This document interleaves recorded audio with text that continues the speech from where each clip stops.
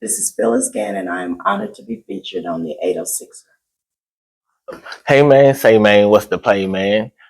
Season 3, you can be anywhere in the world, but you're here with me. Here with a special guest. For those that don't know, I'm gonna let her introduce herself and tell you who she is to the community, and we're gonna go from there. I am Phyllis Gant, community advocate. I am the legal redress chair for the Lubbock chapter NAACP. I'm a mom, I'm a granny. I go hard for young people. That's literally who I am. So this interview is way overdue. In terms of, I brought you in here to speak about the ongoing gun violence right now. But one of the reasons why we met, and one of the reasons why I think I also approached you, is because you do have background in this in your own life, and then also to in terms of speaking to other mothers, your mother that has gone through this too. So for people that don't know, you can give them a short synopsis of I guess what happened, and like tell your story a little bit. Sure. So July 7th, 2021, my 32-year-old son, Stephen Christopher Gambles II, was shot and killed at the Shops at Legacy, Plano, Texas, by an individual he didn't know from a can of paint. The young man didn't know him either. And so, having gone through the phone call and the hurt and the pain, I see it differently when mothers call me screaming about the murders of their children. Fortunately for me, the people that witnessed my son being shot didn't hesitate to talk about what happened to my son. So within 11 hours, we had the individual in custody, and he is now serving life without parole. Okay, so one thing that kind of stuck out to me when you like that, like even in your situation, in terms of that he spoke about it, right? Talk about, I guess, our generation and social media. Yes.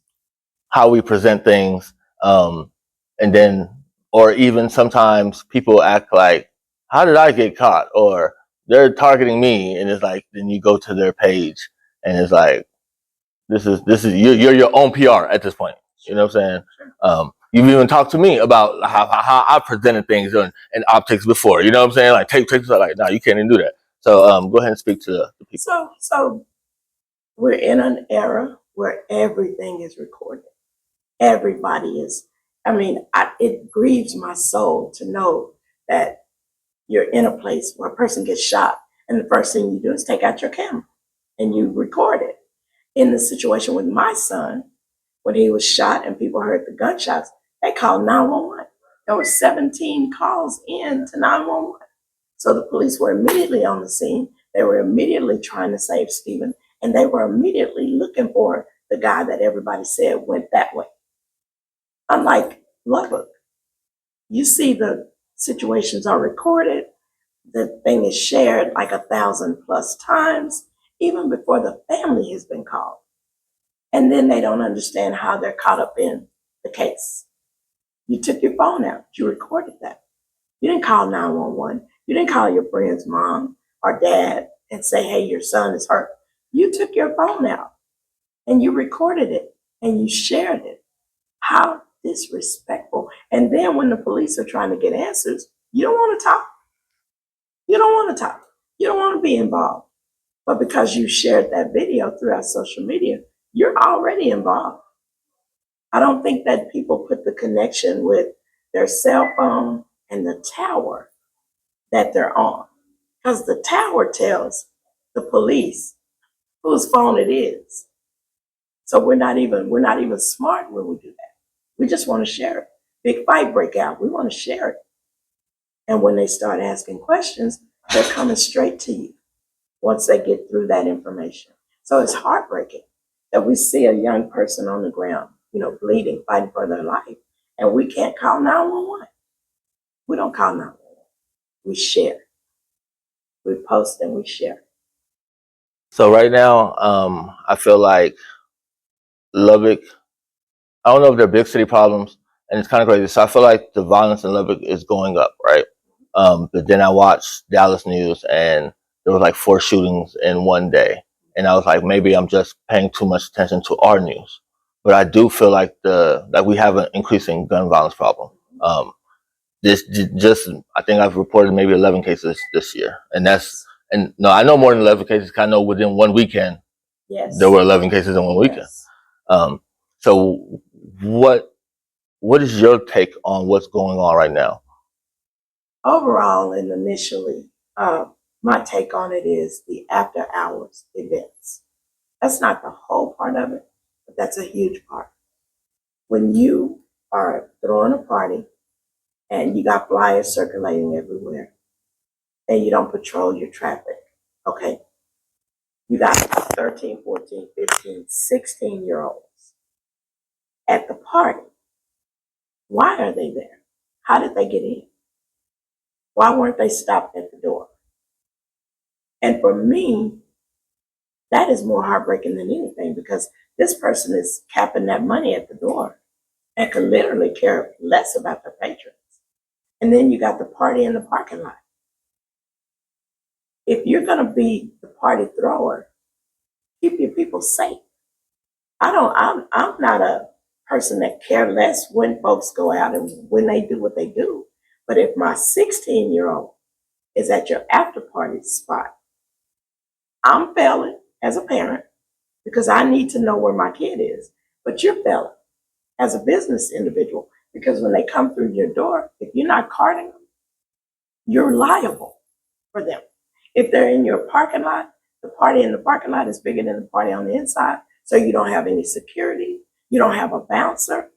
Everybody is just here to do whatever they want to do. So then we have 6 people shot, 1 person dead, all in one setting. So for me, if we start making the party thrower liable, put some things in place. Take the first amount of your money and pay the guy at the door to search everybody for weapons. Take the next part of your money and pay the parking lot security. You're not coming in here, then you're not sitting out there. Be accountable. Because when that kid hits the pavement and they're dead, you get to go make your next party while that family makes funeral arrangements. So for me, that's the first piece. Secondly, we got to get back to parenting. We got to get back to, I was blessed, me and my ex-husband, to raise 2 kings. I was never their friend. Never their friend. We got to have some guidelines. We got to have some guidance. So that's the second part of it. And then we got to find out what's going on with our young people. You're not going to bring a rifle in my house, in your bedroom in my house. So where are we? There's so many pieces to this, and we don't want to be accountable. We just want to RIP and free so-and-so. And I come with it real hard like that and real like that because the young man that killed my son had nothing. He had nothing. And he didn't see my son as another black man or as a young king. He saw him as a potential lick, is what they call it in the streets, to try to rob him and shattered my family. So it's everybody's problem.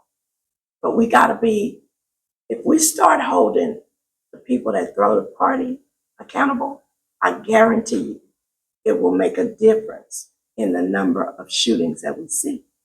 Because if you don't have a gun on my property, you might fight somebody, but you're not going to shoot. Okay, so starting October 1st, I think the city is kind of outlawing the after spots. They're not giving out as many after hour clearances because there are some legal after hours, right? But they're going to phase it all out. So are you telling me that starting October, the violence is going to go down? Because I feel like a lot of it has to just do with Lubbock culture. One, we're very pro gun out here, pro gang.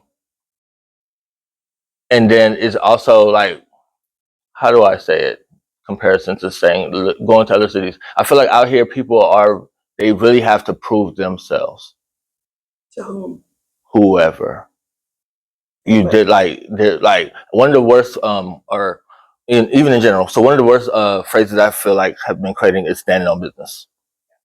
So everybody feels like you have to stand on business. Where I was taught in some situations you have to learn to be a gangster. You have to learn to be a gangster another day. You have to live to be a gangster another day. You know what I'm saying? So you gotta let some stuff slide. Like everything doesn't have to stand on business.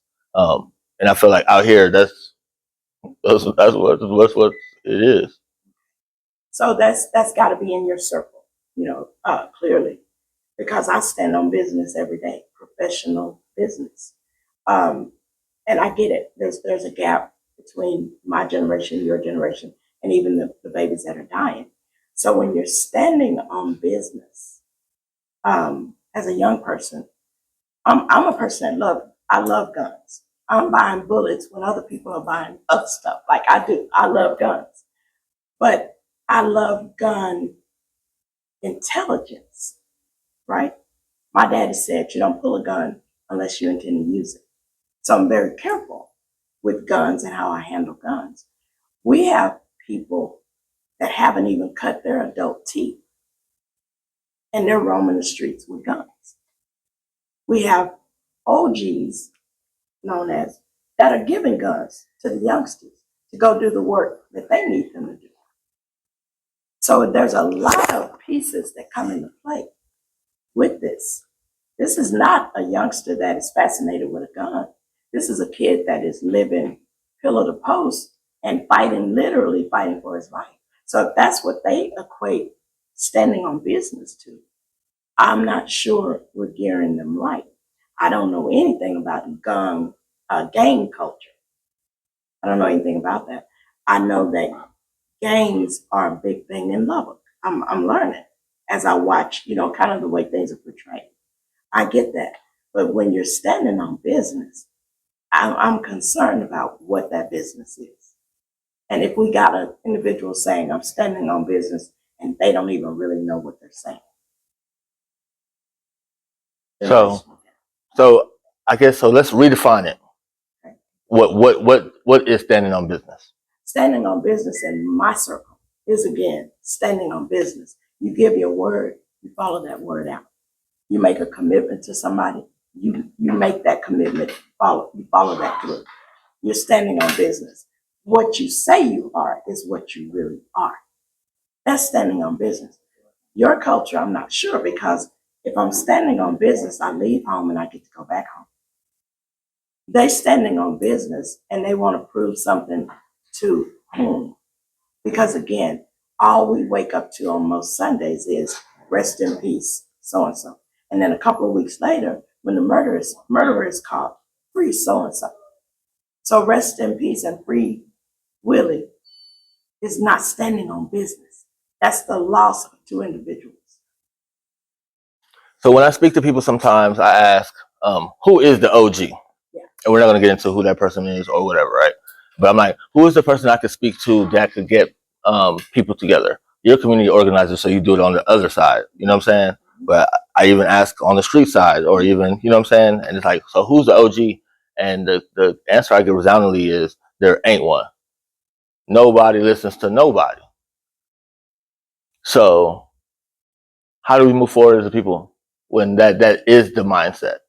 And no, that like even like we say group talk, right? You know what I'm saying? But it's like also no one is really following no one's lead, and or no one could be told what to do by somebody else. That's not true. Camera off. No, oh, the camera's on. Okay. Yeah.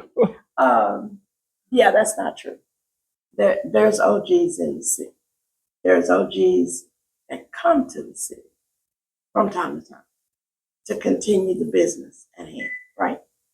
I do think that you've got a group of youngsters that don't talk to anybody. They are their own OG. So like when I'm saying OG, I'm thinking the guys that have lived it, they survived it, and they want to come back and talk, kind of like the chill and be still that we did a week or so ago. These youngsters are talking about an OG who might be 30. So that's not the same thing. Does that make sense? And they don't. They take their own counsel. I mean, I look at even some of the posts from the guys that were friends to the young man we just lost, and what they're saying sounds like setting a stage for retaliation to me. So those guys are taking their own counsel, and they're willing to die for that.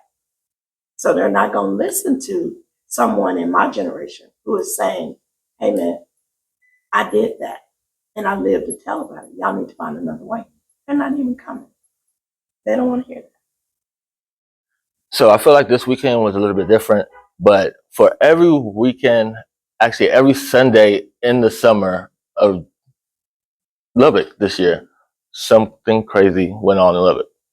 There was a shooting, something viral, or you know what I'm saying, something just wild. It was every Sunday, and that made me kind of think of something I've heard, that there is a black cloud or something spiritual over Lubbock.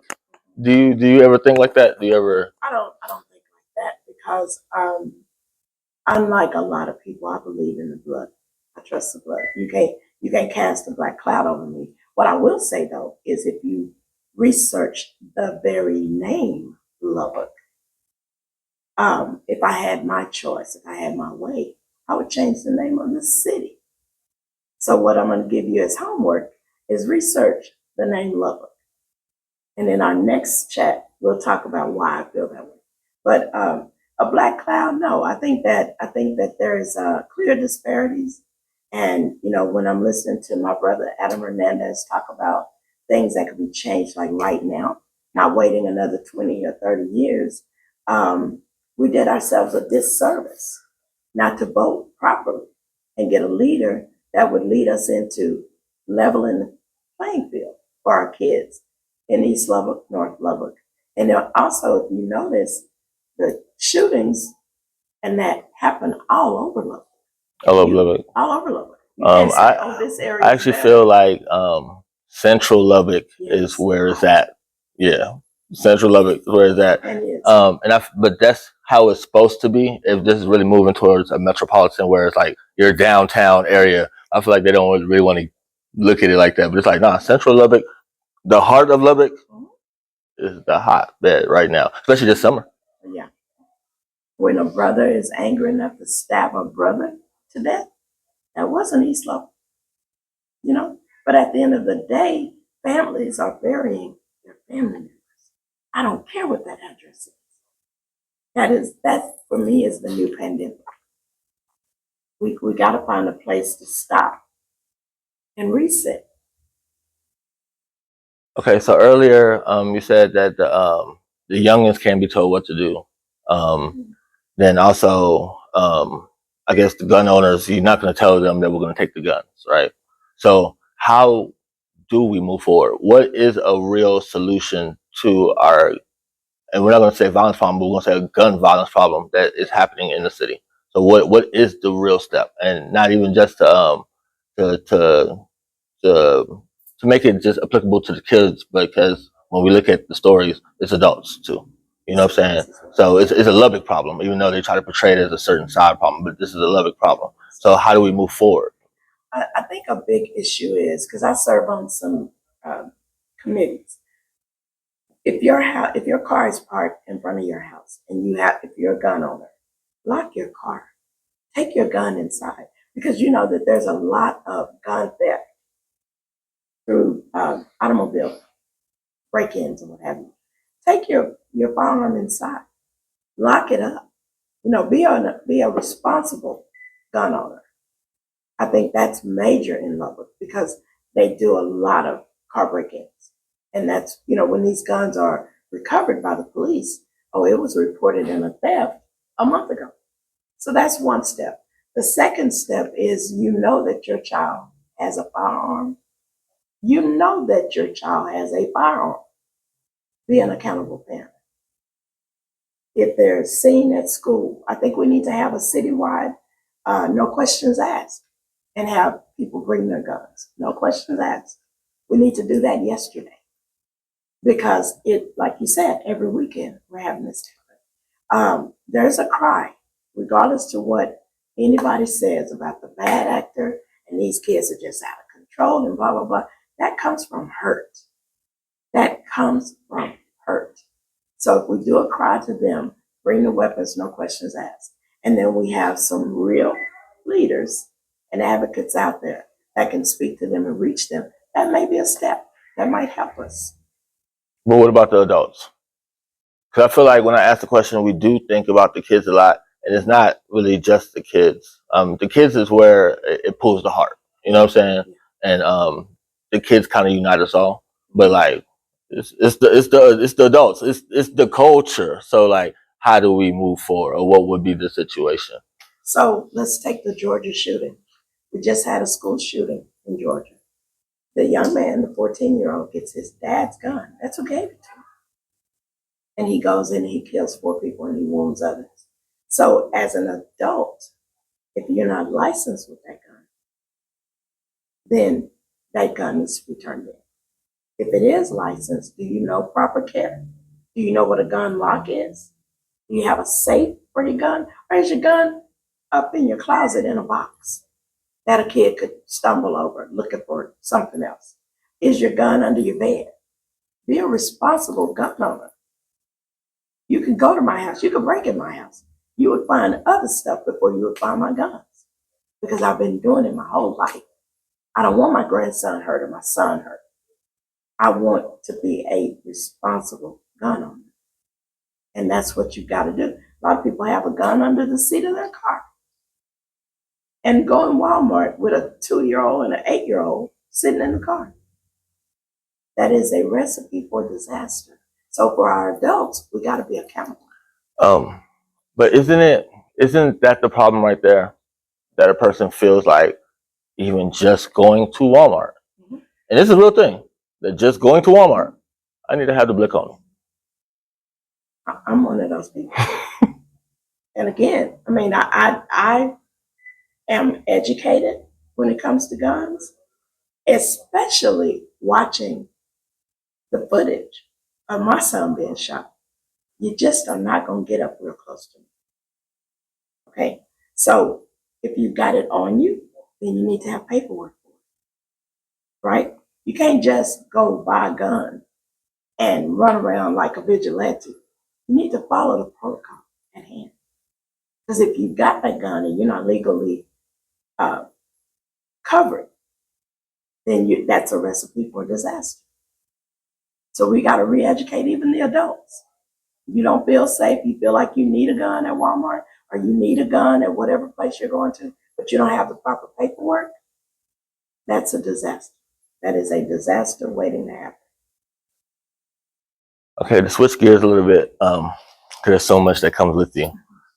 So why do you feel Adam lost? Why do I feel Adam lost? Why did Adam lose? Adam lost because Adam was bringing what society wasn't ready for, number one, because he brought the Freedom Act along with his campaign. So he got painted as a guy that was pushing marijuana. Yeah. And that wasn't what it was at all. Okay. Adam has the knowledge and the intelligence to lead this city. But you know the biggest reason Adam lost? Y'all won't vote. If you didn't say that, if you didn't say that, I was going to turn it on you. If you didn't say that, I was going to turn it on you. I was going to turn it on you. I got much love and respect from my community. You know that. And I hear people say I'm not going to vote because it doesn't matter. In this last Lubbock election, he would have won. If we could have gotten registered voters from the East Side, from District 2 and District 1 to go to the polls, Adam Hernandez would be our mayor. Instead of a guy who says, I think I'll close some libraries. I mean, come on. You can't be for the youth and against the youth. Can't. So why did Adam lose? He lost because you guys will not vote. And I feel like sometimes, like even in Lubbock, we look at it like, all right, the East Side doesn't vote, the North Side doesn't vote. But I looked it up, and statistically, you can speak to any adult in Lubbock between 35 and 40, and they haven't voted ever. Adam came on the show and said that he started voting not too long before this. Why do people feel like that in Lubbock? Why do you feel so? Lubbock, if you're based on where you're sitting, Lubbock can appear to be a hopeless city, for certain groups of people. I'm born and raised here. I grew up here. I went and stood in the rain with my parents to meet Jimmy Carter a million years ago. Voting was taught in my household. So then I, in turn, taught my sons about voting. I think it's what's going on in the houses. And they really do think, why should I vote? It's not going to make a difference. Not realizing that the powers to be, the movers and shakers in this city, sit back, arms folded, and they laugh. They love that so many people think it will not matter if I vote or not. They love that. Because then we get what we just got in this last election. People that have a hidden agenda where we're concerned. So moving forward and progressing even in time,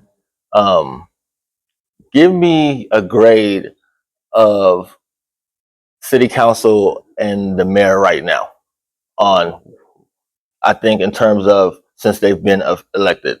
I don't want to lead your answer, but I see opinions all day. So Right. I want to know what is your taking, your insight, or even your grade on what they've done for the city so far, or where we are with them, like in terms of how good they're doing. Okay. Like I said, a mayor who wants to combine two libraries in opposite ends of the city and thinks that that's a fix. A council that has yet to speak or address the closing of the pools. How have they done? What grade would I give them? I would give them an F. I would give them an F. I'm not even sure that we have a team that's ready to lead the city. Not for all people. We have a team, but not for all people. And I just asked that because I know, like, recently, they've continuously been in the news. Yes. They whether it's the First Friday Art Trail, the closing of the libraries. I feel like the splash pads were maybe nobody's completely bad or good. I feel like that's a good thing on their side. That it's gone kind of well. That's the way they're profiting it. You know. I beg to differ. So the splash pads are great. You got little kids. They're beautiful. They're colorful. It looks great, and the little guys can have a blast. But that's a city that dismissed an entire group of children, 11 years old to 20. You're too old for the splash pad. You can go out there. You can have a blast. And if I'm being fair and if I'm being honest, back to the people in our communities, we were talking about the removal of pools in 2018. And we couldn't get a group of people to go with us to city council or to show up at the meetings. Like, you can't sit back and say, I'm mad because the pools were closed when you didn't show up at any meetings about pool closings. There's a young lady in the community that would be out there every Tuesday to take any kid that wanted to swim. Tasha Willard. And we did it week after week after week. So the kids wanted to swim, but we couldn't get adults to City Hall to stand in unity and say, you're not closing our pools. Sometimes we're our own worst enemy. What that actually looks like, what the demographics look like. We gotta be on top of that.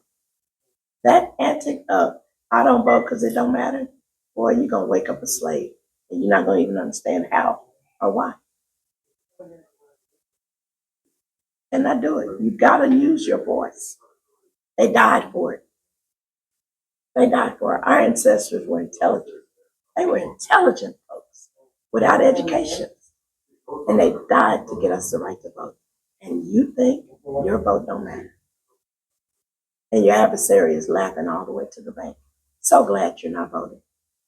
They're so glad you think voting is not a big deal. Look at it. An Adam Hernandez, a Mark McGuire. One guy has the city at his heart, and the other guy is just sitting at the city. You gotta call it like it is. And we did that. Can't even be mad. We were available to drive people to vote. We walked the streets, handed out flyers, knocked on doors, shook hands, and still it would not go vote. What if, to be a devil's advocate, I said this to somebody, and I won't say who I said it to, but what if what was done to get people to register to vote was not done to get people to vote? Since there was such disparity in the numbers, you know what I'm saying? What if that was the situation? What was done to get people to register to vote wasn't done to get them to vote. It was done though. And I say that because I'm a street walker for the voting right. Okay. So, but I get what you're saying. If we got to be putting our efforts in, and that's real. And we got to give a reason. If you live without hope, me telling you to go vote means. And there's so many people that are broken, that are hurting, that have real life issues. That getting to the poll ain't no big deal to them. They're trying to figure out what they're gonna feed their kids tomorrow. So we got to be able to pull all of that together and show them why you need leadership downtown that's going to be more focused on food banks, that's going to be more focused on families. It's a whole job. You can't just do one piece of it. So I respect that question. You can't just go knock on the door and get them registered and then not bring the vans out to drive them to vote, right? So it's a whole package. And we got to be invested and we got to be aggressive about doing it. So being a mother that lost her son, being a community leader, being a Black person in Lubbock, what was your take when you seen that it was reported that we had a child that was killed at an off the spot in the early hours of the morning? Well, I received about 17 either messages or Facebook phone calls starting about 4 o'clock that morning. And then once I'm up and I'm awake and I'm realizing what the community is saying to me, we have a child, a baby. You're 17. I got guns that are older than 17. We have a kid that's deceased, and we've got 4 or 5 others that are injured. And so I'm sitting up now and I'm trying to absorb that some parent somewhere is getting that call. Some parent somewhere is understanding that their child is not coming home. And I'm heartbroken because, again, on my personal life, I know what that feels like. And then to know that it's a shooting that where multiple people were shot. So now then the professional me takes over. Where were they? What happened? You know, do they have somebody in custody? Oh, it's an after hours spot. And then I just have to be me. 17, where are you going at 3:30 in the morning? I don't apologize for that. And then looking at the ages of the other young people that were shot. Where are you going at 3:30 in the morning? I have to keep that a buck because, again, getting back to parenting, and I throw no slugs at no one. I'm just calling it like it is. Where is if I'm walking the halls of my house and a bed is empty for my 16-year-old, I'm in the car driving. I'm going to go find out where my kid is. I'm tracking the phone. I'm doing the mother things. So it's a collective effort for what we've got going on in the streets. We can't blame it on one entity. We got to all be accountable. We got to all come to the table and determine what we're going to do to make it better. So that was my initial thought. Just heartbreak. Heartbreak. One child deceased and others are injured by gun violence. So when I say Lubbock after spot, 2024, what is the first thing that comes to your mind? Lubbock after spot 2024, dead, death, murders, gun violence, fights with multiple people. I've seen some of the most hideous videos that are shared 1,000 times of people jumping somebody. You know, everything's out of control. That's what comes to my mind. Everything is out of control. So when something does happen at an after spot, who should be liable for that? Who threw the spot? Who threw the event? Again, if you come to my house, to my event, and you fall, you break your leg, that's going against my homeowner's insurance. So in this setting, you don't have a bouncer at your door, because if you did, it shouldn't be a gun in your building. You don't have parking lot security, because if you did, they wouldn't be sitting on the back of their cars with music louder in the parking lot than it is inside your event, smoking, drinking, doing whatever. You're not accountable. You choose money over human life. And I think you should be charged. You should be held liable for that person that is injured or shot on your property. So on our way out, can you highlight one person within the community that you feel like is doing their thing? One person that we can shine light on. You know what I'm saying? I feel like sometimes we do look at the negative, and I mean that's what's kind of brought us here this time. But like, just give us like one piece of light. Oh no, we definitely got light. We got real movers and shakers in our community. First and foremost, Adam Hernandez, even losing an election, yet working for his city, working for his people. But I got to be fair, I can't leave it there. I got tons. I shout out Natalie Miller, another queen in another court that do the same things that I do on a different level. I shout out Jafar Abdullah. I shout out D. Draper.